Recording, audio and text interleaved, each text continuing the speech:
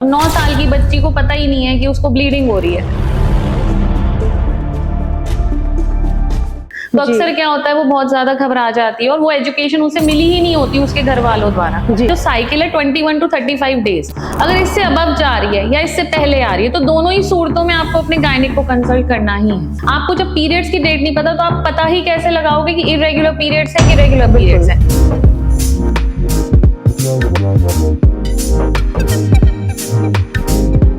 Hello and welcome back to TGC show. मैं हूं प्रियंका, एक बार फिर हाजिर हूं आपके साथ एक नए एक्सपर्टीज, एक नए एपिसोड और एक नए टॉपिक के साथ। आज हम ऐसे टॉपिक पे बात करने वाले हैं जो एक नेचुरल प्रोसेस है, जो हर लड़की की लाइफ का एक बहुत अहम हिस्सा है, लेकिन उससे संबंधित काफी सारे मिथ्स, कंफ्यूजन और हेजिटेशन हर वक्त सर्कुलेट होते रहते हैं।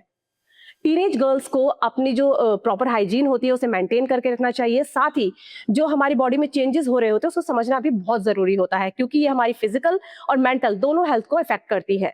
लेकिन आज भी कुछ ऐसे टॉपिक्स हैं जिन पर खुलकर बात नहीं की जाती है और उनसे जो है काफी सारे जो डाउट्स होते हैं वो अनआंसर्ड रह जाते हैं। और इन्हीं सब टॉपिक्स पर बात करने के लिए आज हमारे साथ स्टूडियो में मौजूद है expert and experience gynaecologist doctor Vibha Mehrotra, जो फॉक्सी काशीपुर की सेक्रेटरी भी है, साथ ही इंडियन मेडिकल एसोसिएशन की कल्चरल सेक्रेटरी के तौर पर भी नियुक्त है। Welcome to the podcast ma'am. Hello everyone, and I would like to thank Gyanarthi Media College for giving me this opportunity to come here and talk about this wonderful topic. Thank you so much ma'am. मैं सबसे पहले तो यही समझना चाहूंगी, जब teenage girls आपके पास आती हैं तो उनका सबसे पहला जो पीरियड्स को लेकर क्वेश्चन होता है वो क्या होता है? मतलब आज भी वो खुलकर बात करने में हिचकिचाती हैं या फिर कुछ खुलकर बात करती है? मैं यही जानना चाहूंगी सबसे पहले। आजकल सोशल मीडिया की वजह से इतनी हिचकिचाहट तो नहीं है, frankly speaking, because they already see everything on the Google page. But yes, in the slum areas, in the rural areas, we still have these problems and we are facing these problems. That is the reason we are running our campaigns towards the rural areas. हम लोग वहां जाके सबको educate करते हैं, क्योंकि वहां पे वो लोग जरूर हिचकिचाती हैं, ना वो अपनी माता से बात करती हैं, ना अपनी बहन से, ना अपने पिता से इस बारे में, और उन्हें खुद ही नहीं पता होता कि ये पीरियड जैसी चीज क्या होती है जो हमारी छोटी बच्चियां होती हैं। क्योंकि अब एज ग्रुप ये थोड़ा सा चेंज हो गया है because of the junk foods and lifestyle modifications. तो उसकी वजह से इसका जो एज ग्रुप है वो 9 ईयर्स से भी शुरू हो गया। अब 9 साल की बच्ची को पता ही नहीं है कि उसको ब्लीडिंग हो रही है, तो अक्सर क्या होता है, वो बहुत ज्यादा घबरा जाती है और वो एजुकेशन उसे मिली ही नहीं होती उसके घर वालों द्वारा। तो that is the lacking point which we are facing today. जी, अब बेसिक से अगर स्टार्ट करूं तो पीरियड्स एग्जैक्टली होते क्या है? मतलब कोई स्कूल गर्ल या टीनेज गर्ल हमारे इस पॉडकास्ट को देखेगी तो उसको कैसे समझना चाहिए कि पीरियड्स होते क्या है? देखिए, पीरियड एग्जैक्टली जब आते हैं, the starting of the periods, that is called as menarche. Okay. The age group of the period is basically 10 to 15 years. जी। अब 9 साल में भी आ रहे हैं तो इसमें कोई प्रॉब्लम नहीं है। जी। मेंस्ट्रुएशन एक ऐसा फिनोमेना है जिसके बिना आप प्रेग्नेंट हो ही नहीं सकते हैं। जी। आपकी संपूर्णता, आप अगर एक संपूर्ण औरत का विशेषण करेंगे तो उसमें menstruation is the most important part. अब मेंस्ट्रुएशन के जो दिन होते हैं, that is every 28th day this cycle repeats, every 28th day of the month. It continues from 5 till 5 to 7 days। कुछ लड़कियों में 7 दिन तक भी चलते हैं, दैट इज नॉर्मल, और कुछ में 5 दिन तक भी चलते हैं, दैट इज ऑल्सो नॉर्मल, कुछ में 4 दिन तक भी चलते हैं, दैट इज ऑल्सो नॉर्मल। तो मेरा मतलब है कि हर 28वें दिन पीरियड्स का होना कंपलसरी है। अब ये साइकिल कभी कभी वेरिएट हो जाती है 21 to 35 डेज तक, तो उसमें घबराने वाली कोई बात नहीं है। और मेंस्ट्रुएशन के 4 फेजेस होते हैं, और वो होता क्यों है? क्योंकि जो एंडोमेट्रियम है, यानी कि बच्चेदानी की जो लाइनिंग है, वो शेड होती है। Shedding down of endometrium leads to menstruation, because the जो हॉर्मोन्स है, ultimately we have 2 hormones, oestrogen and progesterone, वो दोनों का लेवल थोड़ा कम होता है, तब ये लाइनिंग शेड होती है और तभी मेंस्ट्रुएशन होता है। जी। क्या टीनेज गर्ल्स में भी इरेगुलर पीरियड्स की समस्या बिल्कुल है, बहुत ज्यादा है, we are facing it a lot. मतलब हमारे यहाँ मैक्सिमम पेशेंट्स इनफर्टाइल क्यों आ रहे हैं? क्योंकि उनके पीरियड्स में ही इम्बैलेंस है और वो उसको इग्नोर कर रहे हैं। अब अगर आपके पीरियड्स इम्बैलेंस हैं तो आपको तुरंत गायनेकोलॉजिस्ट को, ऑब्स्टेट्रिशियन को कंसल्ट करना चाहिए कि भाई मेरे पीरियड्स इम्बैलेंस क्यों हो रहे हैं। अब अगर आप उसी को इग्नोर कर रहे हैं तो आगे जाके when you are getting married you are landing up to infertility because of this period problem. So you have never to ignore. जैसा कि मैंने बताया, जो साइकिल है 21 to 35 डेज, अगर इससे अबव जा रही है या इससे पहले आ रही है तो दोनों ही सूरतों में आपको अपने गायनिक को कंसल्ट कंसल्ट करना ही है। जी, मतलब साइकिल को ट्रैक करना बहुत इंपॉर्टेंट वेरी है। इंपॉर्टेंट है ना। एवरी टाइम से मैं अगर स्लम एरियाज में जाऊं या मैंने देखा एजुकेटेड गर्ल्स को अपने पीरियड्स की डेट पता नहीं होती है, and that is a shameless thing. आपको जब पीरियड्स की डेट नहीं पता तो आप पता ही कैसे लगाओगे कि इरेगुलर पीरियड्स है कि रेगुलर पीरियड्स है। तो you have to be marked in your phone और ईदर इन योर कैलेंडर, और आप उसमें एक अलार्म भी लगा सकते हो कि इस टाइम मेरा पीरियड आता है और ये मेरा पीरियड का टाइम है, मेंस्ट्रुएशन फेज है। ये 14th डे मेरा जो होता है हमेशा ओव्यूलेशन फेज होता है। इसके 4 फेजेस होते हैं, मेंस्ट्रुएशन फेज, फॉलिक्यूलर फेज, फिर आता है ओव्यूलेटरी फेज और लास्ट में आता है लूटियल फेज, जिसमें ये पूरा प्रेगनेंसी का पूरा शेड्यूल चलता है। और जब अगर एग फर्टिलाइज नहीं होता तो प्रेगनेंसी हो ही नहीं सकती और वापस वो साइकिल वैसे ही 28 डेज से बाद शुरू हो जाती है। जी, तो आपको कैलेंडर में अगर आप याद नहीं कर सकते, because we all are very busy, even sometimes I also forget my cycle, so I used to mark it at my phone और I used to mark it in my calendar. So that is a very simple procedure. Yes. अब hygiene की बात करेंगे। Like teenage को, जैसे school going girls हैं या teenage girls हैं, उनको पहली बार पीरियड्स हो रहे हैं, तो उन्हें क्या हाइजीन मेंटेन करना चाहिए, वो क्या स्टेप्स फॉलो करने चाहिए, उसके बारे में थोड़ा आप बताइए। स्कूल्स में बहुत कंप्लेंट्स आती हैं। सबसे पहले तो ये कि हाइजीन की आपको मैं बता दूं कि फ्लश के अंदर ही वो अपने सैनिटरी पैड्स को डिस्पोज ऑफ कर देती हैं without wrapping it in the paper. They don't throw it in the dustbin.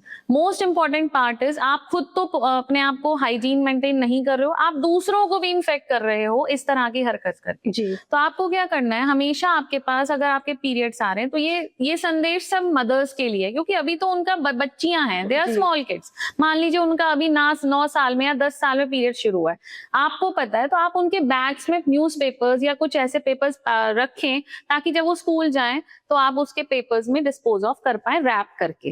अब तो स्कूल्स के हर टॉयलेट में रैपिंग पेपर्स रख दिए गए हैं, जितने भी अच्छे स्कूल्स हैं, ताकि जब भी मेंस्ट्रुएशन हो सारी जो लड़कियां हैं उसको अंदर डिस्पोज ऑफ करें, but in dustbin. It's not allowed you can flush it in the, आप फ्लश में डाल रहे हो and you are losing it like this, या कहीं भी फेंक दे रहे हो, इट्स वेरी अनहाइजीनिक। अपनी हाइजीन नहीं मेंटेन कर पा रहे हो तो दूसरों की करना तो दूर की बात है, और उससे क्या हो रहा है, बैक्टीरियल इन्फेक्शंस और फंगल इन्फेक्शंस को अपनी तरफ लेके आ रहे हो। सो बेटर, अच्छी बात कही है आपने। कि हमें हाइजीन का बहुत ख्याल रखना चाहिए, हम अपने साथ साथ दूसरों को भी इन्फेक्ट कर रहे हैं। बिल्कुल कर रहे हैं, और आप पूरा पॉल्यूशन खराब कर रहे हैं, आप अपने ही लोगों का पूरा पॉल्यूटेड कर रहे हो। एनवायरनमेंट जो हम बोलते रहते हैं, ग्रीन एनवायरनमेंट, सेव एनवायरनमेंट, वो हम ही लोग खराब कर रहे हैं, तो वो कैसे काम। सही बात है, बिल्कुल। जी, साथ में ये भी जानना चाहूंगी कितने टाइम पीरियड के बाद हमें अपना पैड चेंज करना चाहिए? 4 to 6 hours. 4 to 6 hours. Pad खराब हो, पैड खराब ना हो, क्योंकि क्या होता है, फर्स्ट और सेकंड डे मैक्सिमम ब्लीडिंग होती है, उससे घबराना नहीं है, दैट इज नॉर्मल फिनोमेना। क्योंकि ईस्ट्रोजन भी, मैंने बताया, एंडोमेट्रियल लाइनिंग शेड होगी तो पीरियड्स ऑब्वियसली अच्छे से होंगे। अगर अब इसमें ये बहुत अच्छा पॉइंट है आपने जो पूछा, अगर पीरियड्स में क्लॉट्स आ रहे हैं बड़े बड़े, तो उसमें आप कंसल्ट करो गायनेक को। और अगर आपके क्लॉट्स के साथ साथ ब्लीडिंग ओवर हो रही है कि आपको 4 से 6 घंटे से पहले ही पैड बदलना पड़ रहा है, जैसे कि मान लीजिए हर 2 घंटे में पैड बदलने की जरूरत हो रही है और आपको दिख रहा है ओवर ब्लीडिंग है, then you have to consult a gynaecologist, that is called as polymenorrhagia. लेकिन अगर आपका पीरियड बहुत स्कैंटी है, आ ही नहीं रहा है, और उसका साइकिल्स का डेट भी बढ़ रही है, मैंने जैसा कि बताया 30 डेज के बाद पीरियड आ रहे हैं, 32 मान लो 32 डेज की साइकिल हो रही है, मैंने ये नहीं कहा 35 डेज तक रुके रहो, 21 to 35 डेज रुक सकते हैं, लेकिन उसको भी आपको लीनियंट नहीं लेना है। अगर 32 डेज की साइकिल है, you have to consult to your gynaecologist. आपकी कोशिश ये होनी चाहिए कि 21 to 30 डेज में हमारे पीरियड्स आ जाए। जी, अगर जैसे हाइजीन मेंटेन नहीं किया जाता है, पुअर हाइजीन होती है, तो कौन कौन सी हेल्थ प्रॉब्लम्स होती हैं जो हमें फेस करनी पड़ सकती है? Poor menstrual hygiene is the biggest problem. सबसे पहले तो ल्यूकोरिया आप लोगों ने सुना ही होगा, वेजाइनल डिस्चार्ज, उसकी बहुत प्रॉब्लम्स हो रही हैं। उसके अलावा पेल्विक इन्फेक्शन, जैसा कि मैंने बताया, फंगल और बैक्टीरियल इन्फेक्शन बहुत ज्यादा हो रहे हैं। उसके बाद क्या हो रहा है, वेजिनोसिस और इस तरह के वेजाइनल इरिटेशन बहुत ज्यादा हो रहे हैं, वेजाइनल ड्राइनेस हो रही है, क्योंकि क्या हो रहा है, हम लोग पैड लगातार लगाए हुए हैं और हम भूल गए हैं, अरे यार ब्लीडिंग तो हो ही नहीं रही है, छोड़ो, पैड चेंज करने की क्या जरूरत है। But it is a compulsion कि every 4th hourly you have to change your pad. If you are ignoring that 4th hour, change it in the 5th hour. But you have to change. अब अगर pelvic infections होंगे तो आपको pelvic discomfort होगा। What is pelvis? Pelvis is this area. अब उसमें discomfort यानी pelvic infections होंगे, bacterial vaginosis होगा, बहुत सारे ऐसे infections हैं जिसके लिए हम लोगों को ट्रीटमेंट फिर लंबा चलाना पड़ता है और हम उसे इग्नोर करते रहते हैं। कई फीमेल्स को वेजाइनल डिस्चार्ज की प्रॉब्लम होती है। अब नॉर्मल व्हाइट डिस्चार्ज आ रहा है ठीक है, कम आ रहा है ठीक है, बट अगर वो ब्राउन कलर का आ रहा है दैट इज अ नॉर्मल। अगर वो foul smelling again it is a problem. अगर उसमें ब्राउनिश कलर के साथ वो लगातार आ रहा है और रोज आ रहा है, विदाउट पीरियड्स भी आ रहा है, that is again a problem. जी। So you have to be very careful, क्योंकि सेल्फ केयर हम नहीं करेंगे तो that is a very bad thing. जी। मार्केट में आजकल पैड्स तो पहले से ही चलते आ रहे थे, टैम्पॉन्स, मेंस्ट्रुअल कप्स, ये सब बहुत, तो इनमें क्या डिफरेंस है? बहुत डिफरेंस है, लेकिन मेरा ये मानना है कि पैड्स इज बेस्ट। क्या है कि टैम्पन्स और कप्स जो हैं उसको जो स्टेराइल करने का प्रोसीजर है वो दैट इज वेरी टफ। अब जैसे स्कूल गोइंग बच्चियां हैं, वो अब उन्हें पढ़ना भी है, उन्हें स्पोर्ट्स भी एक्टिविटीज करनी है, उन्हें अपना खुद का लाइफस्टाइल भी देखना है। अब उनको हम बोलेंगे स्टेराइल करो, या उनकी मदर को एक काम बोल दें कि उसको, क्योंकि उसको धोना भी पड़ता है, उसका केयर बहुत करनी पड़ती है। And I may tell you, जितनी ड्राइनेस वेजाइनल टैम्पून से होती है वो पैड से नहीं होती। जी। तो बेटर जो आज भी हम लोग प्रिस्क्राइब करते हैं that is sanitary pad. Tampons and cups we use to give to those athletes who use to go for swimming, और दे आर द एथलीट्स। तो जैसे जिन्हें स्विम करना है या बहुत ज्यादा जिनको स्पोर्ट्स मतलब स्पोर्ट्स की तरफ जिनका है, स्पोर्ट्स एक्टिविटीज में पार्ट लेते हैं, उनके लिए वी आर हैविंग दोज। अब तो पैड्स वाली पैंटीज आ गई हैं, सो that is the best option, you can go ahead with that. Okay. पहली बार किसी स्कूल गर्ल को पीरियड्स आ जाए स्कूल के दौरान ही, तो उस टाइम उसे क्या करना चाहिए? अगर उसके बारे में पहले उसकी मदर ने नहीं बताया तो उस दौरान वो क्या करे? मैं बता दूं कि ये मेरे साथ ही हुआ है। जी। My mother didn't told me, and I was playing basketball, and this has happened with me only, and I was in class 9 and I got periods, and I was feeling like anything कि I was like ये हो क्या गया, but तब क्या हुआ था, मेरी friends educated थी क्योंकि उनके हो चुके थे। जी। So they told me about this कि भाई ऐसे होता है and all that, and then मैं अपना ही बता रही हूँ कि मुझे इतनी एम्बैरेसिंग फील होती थी, जिसके बारे में आज मैं बोल रही हूँ, इतने खुल के बोल पा रही हूँ। तो मेरा यही संदेश है कि इसमें एम्बैरेसमेंट होने की कोई जरूरत ही नहीं है, ये नेचुरल फिनोमिना है जो हम सबके साथ होना है। बिल्कुल। Because ultimately we are females, सारा ब्रह्मांड हम ही से चल रहा है। मेरा मानना ही है, एक फीमेल है तभी पूरा ब्रह्मांड है। अब अगर अब फीमेल को मेंस्ट्रुएशन हो रहा है, उसी के बाद ही तो वो प्रेग्नेंट हो रही है। प्रेग्नेंट हो रही है तो नेचुरली वो ब्रह्मांड चला रही है। तो अगर उसके बारे में ही हम बात नहीं करेंगे और उसी में हिचकिचाएंगे तो that is the very bad part. अगर स्कूल में ये हो रहा है, इमीडिएटली कॉल द प्रिंसिपल और immediately go to your teacher, immediately inform to your friend and get the sanitary pad. अब हर स्कूल में सैनिटरी पैड्स अवेलेबल हैं, पैड्स लगाइए और उसकी उसी टाइम टीचर को एजुकेशन दे देनी चाहिए अगर उस चाइल्ड को एजुकेट नहीं है, if the child is not educated. अब तो हर स्कूल में हम लोगों के कैंपेन्स चलते हैं जिसमें हम जा जाके एजुकेशन दे रहे हैं अबाउट द मेंस्ट्रुअल साइकिल। जी। So that is it. जी, हमने हाइजीन की बात कर ली। एक पीरियड्स के दौरान क्रैम्प्स का भी टॉपिक होता है कि क्रैम्प्स हर गर्ल को होते हैं अगर पीरियड हो रहे हैं, तो ये क्रैम्प्स क्यों होते हैं? देखिए, हर गर्ल को तो मैं नहीं कहूंगी होते हैं। क्रैम्प्स होते हैं क्योंकि हमारा जो ईस्ट्रोजन और लेवल है और प्रोजेस्टेरोन है, जैसा कि मैंने बताया, एंडोमेट्रियल लाइनिंग शेड हो रही है। अब क्या होता है, उसमें यूट्रस जो है कॉन्ट्रैक्ट होता है, यानी कि बच्चेदानी श्रिंक होती है। अब जब वो बच्चेदानी श्रिंक होती है तो प्रोस्टाग्लैंडिन्स हार्मोन्स एग्जैजरेट करते हैं और उस क्रैम्पिंग को बढ़ा देते हैं because of the reduce blood flow. तो क्या होता है, जब ब्लड फ्लो डिक्रीज हो जाता है तो क्रैम्प्स बढ़ जाते हैं।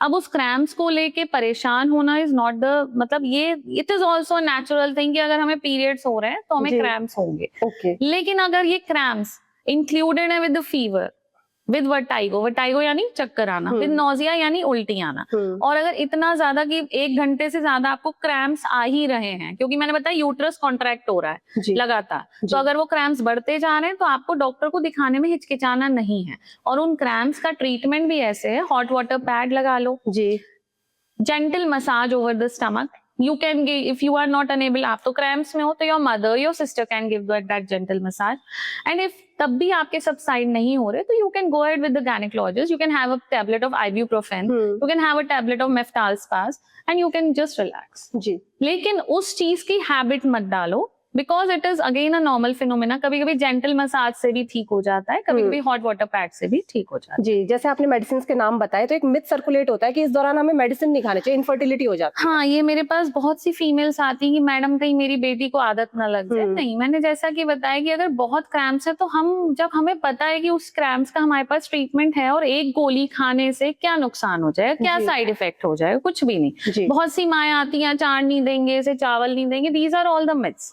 We should not follow all these things।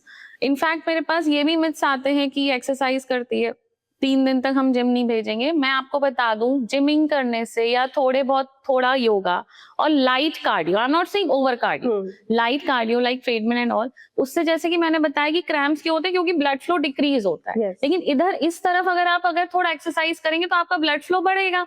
जब ब्लड फ्लो बढ़ेगा तो नेचुरली आपके क्रैम्प्स भी अच्छे होंगे, आपका मूड स्विंग्स भी अच्छे होंगे। तो exercise is allowed in periods. It is just a myth that you can't exercise. You can't overexert the exercises, but you can't overexert your abdomen. You can't overexert yourself. But exercise आप कर सकते जी। And yoga is best for the periods time में yoga is best. Yoga is best. Yoga is best. Yoga के साथ साथ exercise के साथ साथ हमें डाइट पे कितना फोकस करना चाहिए? नॉर्मल डाइट या फिर कुछ Normal एक्स्ट्रा? diet. नहीं, normal diet, but avoid those spicy and junk foods again. Because spicy and junk foods तो चलो periods में क्या वैसे भी अवॉइड करने चाहिए। मैंने जैसा कि बताया, ये जो हमारे पीरियड इम्बैलेंस हो रहे हैं, ये हमारे लाइफस्टाइल मॉडिफिकेशन और जंक फूड्स की वजह से ही हो रहे हैं, जिसका एक बड़ा एग्जांपल है PCOS, जिसका नाम भी चेंज हो गया है PMOS. Now it has become poly endocrine metabolic ovarian syndrome. अब क्या है, अगर हमने इसकी तरफ, अपने जंक फूड्स की तरफ ज्यादा ध्यान दिया तो हमारी ओवरी में अंडे ज्यादा बनते हैं। जब ओवरी ज्यादा अंडे बनाती है तो हमारे पीरियड्स इम्बैलेंस होते हैं। अब हमारे पास कैलेंडर में मार्क नहीं है, ऐसे कितनी फीमेल्स हैं उन्हें पता ही नहीं चलता कि उन्हें PCOS है। वो सोचती है मेरे तो पीरियड देर से ही आते हैं, और उसी बीच में वो प्रेग्नेंट हो जाती हैं क्योंकि उन्हें तो ये पता है कि मेरे पीरियड्स तो 2-3 महीने में ही आएंगे, और उसी बीच में उनकी प्रेगनेंसी भी पॉजिटिव आ जाती है। तो वो जो चीजें हैं ना, वो हमें बहुत ध्यान रखनी है। और वो उसी प्रेगनेंसी के दौरान ऐसी चीजें खा लेती हैं कि कभी कभी वो बच्चा भी नहीं बच पाता है जी। और उनसे इस तरह की मिस्टेक हो जाती है, वो बाद में पछताती है कि मैं पहले ही आ जाती और ये डॉक्टर को दिखा लेती तो शायद मेरे को आज ये चीज पता होती कि मेरे पीरियड्स चढ़ के आते थे और मैंने इसको इग्नोर। जी, सही बात। तो दैट इज द जी। हाइड्रेशन और स्लीप, इसका कितना इंपॉर्टेंट रोल है? बहुत इंपॉर्टेंट रोल है। क्रैम्प्स में अगर आप हाइड्रेशन का ध्यान देंगे तो आपको क्रैम्प्स बहुत कम होंगे। जैसा कि मैंने बताया, क्रैम्प्स में ब्लड फ्लो रिड्यूस हो जाता है, तो आपको हाइड्रेशन, जहां 2 लीटर पानी पी रहे हो, 1.5 लीटर आपको पीरियड्स के दौरान 2 लीटर से 2.25 लीटर पीना ही चाहिए जी। और डाइट में मैंने आपको जैसा कि बताया, कुछ भी खाओ, कुछ भी करो, नॉट एन इशू। नहीं भी खा रहे हो चलेगा, लेकिन जो भी खाओ हेल्दी खाओ। ये मिथ है कि भाई ठंडी चीजें मत खाओ, चावल मत खाओ, ऐसा कुछ नहीं है जी। जो मैंने खाओ, बट जंक फूड्स जी। मिथ से याद आया कि कुछ मिथ्स हैं जो डिकोड करेंगे हम। लाइक एक मिथ होता है कि पहले दिन हेयर वॉश नहीं करना चाहिए जी। यू आर राइट, ऐसा भी कुछ नहीं है भाई। हमें तो कहीं पार्टी में जाना है जी, तो भाई हमें तो हेयर वॉश भी करना है और तैयार भी होना है और ब्लो ड्रायर भी कराना है और सब कुछ कराना है। तो this is all the myth कि आप पीरियड्स को इतना बड़ा मैंने तो देखा गांव में बिस्तर पे नहीं बैठने देते हैं, जमीन पे गद्दा डाल देते हैं कि ये तो लड़की है, छूत हो गई है, उतने दिन ये नहीं कर सकती। एक बात बताइए, कामाख्या देवी मंदिर है, उसमें तो जो हमारी माँ है वो खुद ब्लीड करती है ना।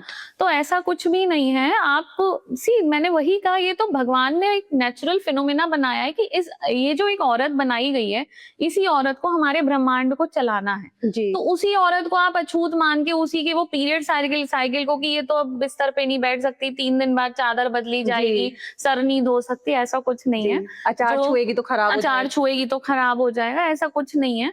ये सब जब 1-2 बार बहुत लोगों ने मेरे से बोला था, तो मैंने तो उस चैलेंज को एक्सेप्ट किया था। मतलब I don't think, and कोई अचार भी खराब नहीं हुआ frankly speaking, और ऐसा कुछ नहीं हुआ। So we can anytime see, these are all the myths। और मुझे लगता है यही एजुकेशन है जो हमें स्लम एरियाज में देनी है। और आज भी यहाँ पे भी ऐसा नहीं है, बहुत सी फैमिलीज काशीपुर में भी हैं जो इस तरह की चीजें मानती हैं, बट वो मिथ्स को प्लीज हटाइए, क्योंकि ये सिर्फ मिथ्स हैं, जो बनाई हुई बातें हैं, इसको हमें हटाना पड़ेगा।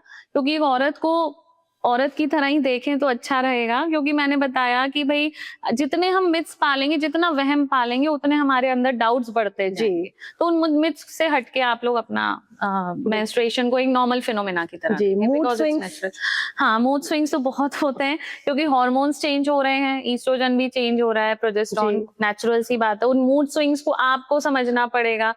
मैं हमेशा जब कपल्स आते हैं मेरे पास, तो मेरे पास हस्बैंड्स बहुत कंप्लेन करते हैं कि भाई मैम इनके मूड स्विंग्स बहुत हैं, चिल्ला देते हैं, गुस्सा करते हैं। मैं उनसे हमेशा कहती हूँ, you have to be patient and calm, because that is not her fault, the hormones are getting it done. मैंने बताया कि जब आपका मूड स्विंग्स हो रहे हैं, ईस्ट्रोजन और प्रोजेस्टेरोन कम हो रहा है, साथ में डोपामीन और सेरोटोनिन जो मूड इनहिबिटर्स हैं वो भी कम हो रहे हैं। अब जब वो भी कम हो रहे हैं तो उसमें उस बच्चे की या उस लेडी की दिक्कत नहीं है, उसके हार्मोन्स की प्रॉब्लम है। How can you blame a lady कि तुम्हारा मूड स्विंग क्यों हो रहा है? तो जब उसके हार्मोन्स ही वो करवा रहे हैं तो she can't help it out. जी। और ऐसी कोई दवाई नहीं बनी, तभी मैंने कहा कि एक्सरसाइज करेगी तो थोड़ा बूस्टअप होगा, माइंड बूस्टअप होगा, मूड बूस्टअप होगा। तो उस दौरान तो बल्कि और योगा और मेडिटेशन की तरफ ध्यान देना है। जी। म्यूजिक सुनो, मस्ती जी। करो। ऐसा कुछ नहीं है कि एक टैबू सा बना लिया है कि हम पीरियड्स में इधर नहीं जाएंगे, उधर नहीं जाएंगे, एक्सरसाइज नहीं करेंगे, जिम नहीं करेंगे, जी, सब जी, करो, जी। लेकिन ओवर एक्सर्ट मत करो। जी। That is the point. Okay, school girls जो उनको पीरियड्स वगैरह हो जाते हैं तो पेरेंट्स और टीचर्स का क्या रोल रहेगा, मतलब इमोशनल सपोर्ट क्या देना चाहिए उन्हें? बिल्कुल, बहुत इमोशनल सपोर्ट देना चाहिए। मैंने बताया ना कि 9 साल की बच्चियों को भी हम देख रहे हैं, क्योंकि आजकल ये फ़ोन बहुत देखा जा रहा है। जी। वो कहीं न कहीं जो हार्मोन्स हैं हमारे ओवर डेवलप्ड हो रहे हैं इस फ़ोन की और सोशल मीडिया की वजह से। जी। अब जब बच्चियों को पता ही नहीं, उस चीज़ की नॉलेज ही नहीं है, जैसे कि मैं कभी जाती हूँ तो मैं तो क्लास जो भी 8 साल की बच्ची हैं उन्हें भी अपने सेशन में बैठालती हूँ, क्योंकि अल्टीमेटली उन्हें एजुकेट होना तो पड़ेगा, आज जी। नहीं तो कल। हमारी बुक्स में भी हमें एजुकेशन दी गई है, बायोलॉजी की बुक में पूरा रिप्रोडक्टिव सिस्टम बनाया ही इसलिए गया है जी। कि हमें वो एजुकेशन मिल जाए। लेकिन वो रिप्रोडक्टिव सिस्टम अभी हमें पूरी तरह नहीं समझ आ रहा, तो हमने उन्हें साधारण भाषा में समझा दिया। जी। तो इमोशनल सपोर्ट उनका यही रहेगा, टीचर्स का हो चाहे पेरेंट्स का हो, कि बेटा ये सब होगा और ये हर 28वें या 30वें दिन हर महीने ये साइकिल होगी और you have to cope up with it. उसके साथ साथ मूड स्विंग्स होंगे, क्रैम्प्स होंगे, चीजें जी। होंगी, और आपका सपोर्ट के लिए हम लोग हैं, पेरेंट्स हैं, टीचर्स हैं, स्टाफ है, और आपके फ्रेंड्स हैं, आपकी सिस्टर्स हैं, बहुत लोग हैं। तो this is the only support you can give them, but that is the biggest emotional support a lady wants, nothing जी। एल्स। ये मेंस्ट्रुएशन में भी चाहिए और यही सेम सपोर्ट प्रेगनेंसी में भी चाहिए। जी। ऑल वी नीड क्या, हमारे प्रेगनेंसी में भी हार्मोन्स बहुत ज्यादा, और हाँ, उसी टाइम आपको टीचर्स को ये भी ट्रेन करना चाहिए कि बॉडी में जो डेवलपमेंट्स हो रहे हैं, जी। जो भी डेवलपमेंट्स हमारे बॉडी पार्ट्स में हो रहे हैं, वो भी उनको एक्सप्लेन कर देना चाहिए कि ये इस तरह के चेंजेस होंगे, आपके बॉडी डेवलपमेंट्स होंगे और आपको उन सब चीजों से कोप अप करना है। That is a natural thing and you जी। लास्टली एक रैपिड फायर राउंड में आपके साथ खेलना चाहूंगी, इसमें आप 1 से 2 वर्ड्स में उसका जवाब दीजिएगा। एक हाइजीन टिप जो हर लड़की को याद रखनी चाहिए। Self care. ओके, एक ऐसा फूड जो पीरियड्स के दौरान नहीं खाना चाहिए। Junk food, okay, biggest specially pizza. Okay, biggest period myth. Biggest period myth is like जो मैंने बताया कि स्लम एरियाज में ही बहुत ही अचार गंदा हो जाएगा, खराब हो जाएगा। This is, I think this is the biggest myth. और चावल नहीं खा सकते, this is also. Yes, one sine girl should never ignore during periods. Over cramp and over periods and What? Irregular periods. Yes. Irregular चाहे वो जल्दी आए, कम आए, दोनों सूरतों में, ज्यादा आए और ज्यादा समय के बाद आए, दोनों जी। सूरतों में। One message for the parents. The only message I want to give the parents that not only the girls, even the males should also get educated about that. Yes. तो वाई? क्योंकि कल वो किसी के हस्बैंड्स बनेंगे। अब जब वो हस्बैंड्स बनेंगे, जब आप अपनी बिटिया को समझाएं तो उसी टाइम आप अपने बेटे को भी बैठाएं, ताकि उसको भी पता चले जब कल वो अपनी वाइफ के साथ या अपनी सिस्टर को देखे जी। उस दौरान, तो उसको ज्यादा टीज ना करे। होता नहीं, भाई बहन लड़ रहे होते हैं, तो उस दौरान वो थोड़ा सा उसकी बच्ची की केयर करे। कल जी। को उसकी वाइफ आए तो वाइफ की भी केयर करे, जी। बिकॉज अल्टीमेटली इस दौरान थोड़ा सा इमोशनल सपोर्ट मिल जाता है तो और अच्छे चीजें बहुत बेहतर हो जी। जाती हैं। तो मेरा मानना है कि जब एजुकेशन दें तो दोनों बच्चों को दें, मेल्स को भी दें, बच्चे को भी दें और बच्ची को भी दें, जी। ताकि पता चले कि ये एक लड़की के साथ होता है। जी। और लड़कों को भी पता चले कि जब वो 9 ईयर्स या 10 ईयर्स या 11-12 ईयर्स के होंगे, adolescent age group you Yes. Can say, तो उनकी बॉडी में भी बहुत चेंजेस आएंगे। तो दोनों को ही बैठा के एजुकेशन दो, ताकि दोनों को पता चले कि क्या क्या बॉडी डेवलपमेंट चेंजेस होंगे, और जी। लड़कों को स्पेशली ये पता चले कि फीमेल्स को क्या क्या फेस करना पड़ता है और क्या क्या हार्मोन्स चेंज होते हैं और जिस वजह से उनके मूड स्विंग्स होते हैं। तो इसलिए that is a normal phenomenon. Thank you so much. आपसे डिस्कस करके मतलब काफी सारी जो मिथ्स थे वो भी डिकोड हो गए और बहुत इंफॉर्मेटिव सेशन रहा हमारा, और ये चीज क्लियर हो गई कि पीरियड जो है वो टैबू नहीं, एक नॉर्मल पार्ट है हर लड़की का, ठीक है। और हमें जो है ज्यादा ज्यादा इन्फॉर्म रखना चाहिए, क्वेश्चंस पूछने चाहिए, हेजिटेशन को दूर रखना चाहिए। और इस तरीके के दूसरे टॉपिक्स के साथ मैं फिर आऊंगी। See you in the next episode. Thank you so much.